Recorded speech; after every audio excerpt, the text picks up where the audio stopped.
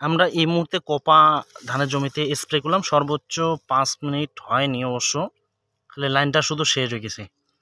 এই মুহূর্তে দেখেন আপনারা জমিতে অসংখ্য পরিমাণ আর কি যেটা কারেন্ট পোকা অর্থাৎ বিপিএস, যেটা আমরা বিপিএস বলি, এই যে দেখেন পড়া শুরু হয়ে গেছে অলরেডি। এই যে দেখেন অসংখ্য পোকা পড়ে গেছে আর কি নিচেতে। কিছু কিছু পোকা যেগুলো বাদামি গাছ পরিং কারেন্ট পোকাগুলো আছে পটপট পটপট করে নিচের দিকে জমিতে পড়া শুরু করছে আর কি অলরেডি, জমিতে পড়ে মারা যাচ্ছে আর কি তাড়াতাড়ি। যে দেখেন আপনারা অসংখ্য পোকা কিন্তু এই যে দেখেন, এবং এই যে কৃষক ভাই এখনো স্প্রে করা এই যে এখনো শেষ করেনি দেখেন।